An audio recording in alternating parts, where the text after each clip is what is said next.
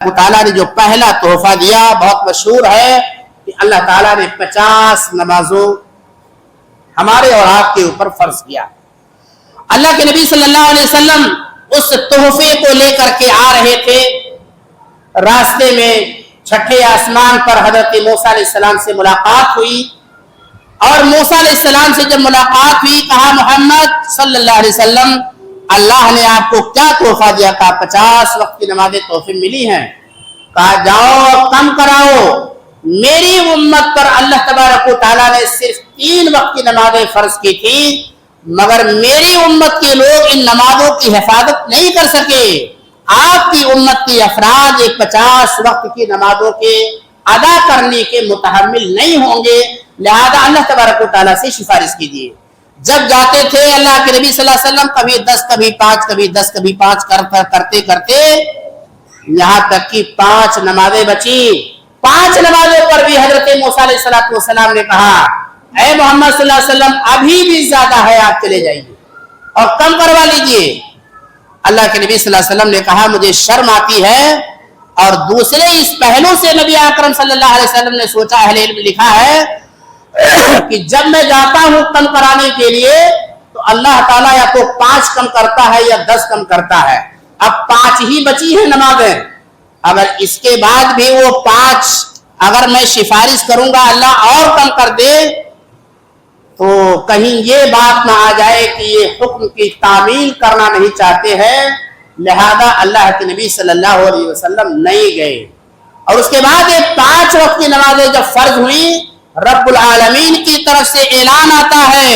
وَهِيَ خَمْسٌ وَهُنَّ خَمْسُونَ وَلَا يُبَدَّلُ الْقَوْلُ لَدَيَّ۔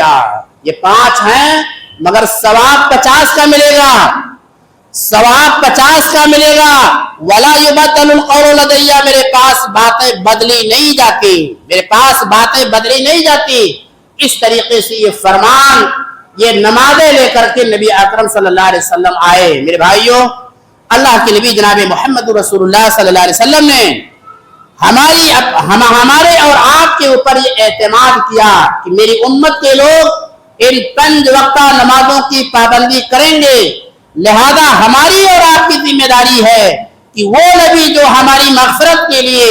وہ نبی جو ہماری ہدایت کے لیے راتوں کو سوتا نہیں تھا، جو تہجد کی نمازوں میں اٹھ کر کے ہمارے لیے دعائیں کرتا تھا، ان کے اعتماد کو ہم ٹھیس نہ پہنچائیں، ان کے اعتماد کو ٹھیس نہ پہنچائیں۔ اور اگر یہ بات ہمیں اور آپ کو نوٹ کر لینا چاہیے، جان لینا چاہیے، اللہ کی مدد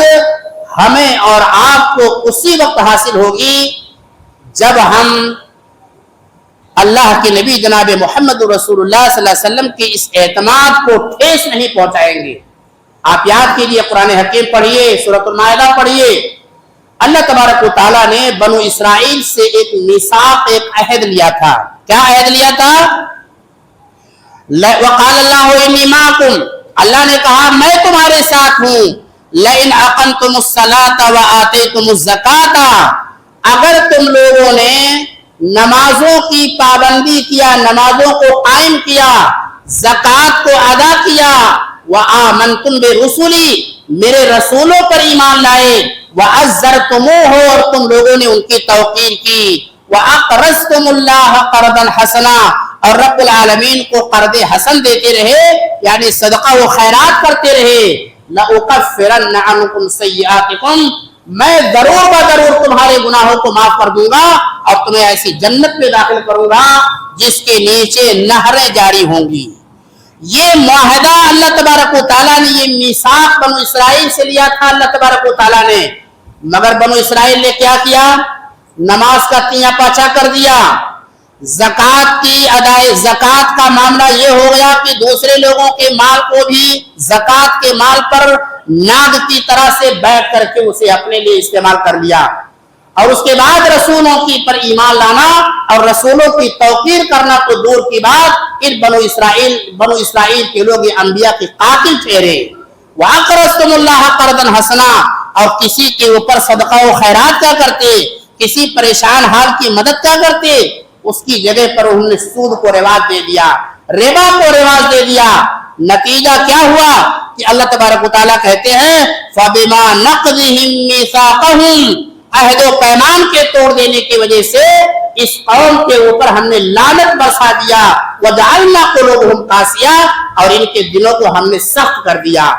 اگر ان نمازوں کے چھوڑنے کی وجہ سے، زکاتوں کی عدم ادائیگی کی وجہ سے، رسول کے منصب رسالت کی توقیر نہ کرنے کی وجہ سے اور سود کھانے کی وجہ سے اگر قوم بنو اسرائیل ملعون ہوتی ہے تو ہمارے اور آپ کے بدن میں سرخاب کا پر نہیں لگا ہوا ہے کہ ہمارے اوپر اللہ کی طرف سے مدد آئے گی، چاہے ہم نماز پڑھے نہ پڑھے، زکات دیں نہ دیں، حلال و حرام کی تمیز کریں نہ کریں، رسول کی منصب رسالت کو پہچانے یا نہ پہچانے، میرے بھائیوں ایسا نہیں ہوگا۔ یہ معراج کا موقع آتا ہے، شب معراج لوگ مناتے ہیں، اور اس جشن میں کتنے ایسے لوگ ہیں نمازوں کی پابندی نہیں کرتے، جو نبی اکرم صلی اللہ علیہ وسلم جس اعتماد کے ساتھ لائے تھے، معراج کا جشن تو مناتے ہیں مگر نمازوں کی پابندی نہیں کرتے، نمازیں چھوڑ دیتے ہیں۔ بتائیے ایسے حالات میں اللہ رب العالمین کی مدد کیسے آئے گی؟ اسی طریقے سے اللہ تبارک و تعالیٰ نے نبی اکرم صلی اللہ علیہ وسلم کو سورۃ البقرہ کی آخری آیات تحفے میں دیا، اور یہ سورۃ البقرہ کی جو آخری آیات ہیں معمولی نہیں ہے میرے بھائیوں۔ پڑھتے وقت، سوتے وقت جب آپ سونے لگے بستر پر تو ذرا اس کو پڑھ لیجئے، جو اس میں مانگیں گے نبی اکرم صلی اللہ علیہ وسلم فرماتے ہیں قبولیت یقینی ہے، اس کا قبولیت یقینی ہے۔ بندہ کیا مانگتا ہے اس میں؟ لا یکلف اللہ نفسا الا وسعها لها ما کسبت وعلیہا ما اکتسبت۔ اللہ رب العالمین کسی بندے پر اس کی طاقت سے زیادہ بوجھ نہیں ڈالتا، جو کرے گا ویسا پائے گا۔ اس کے بعد بندہ دعا کرتا ہے ربنا ولا تحمل علینا اصرا کما حملته علی الذین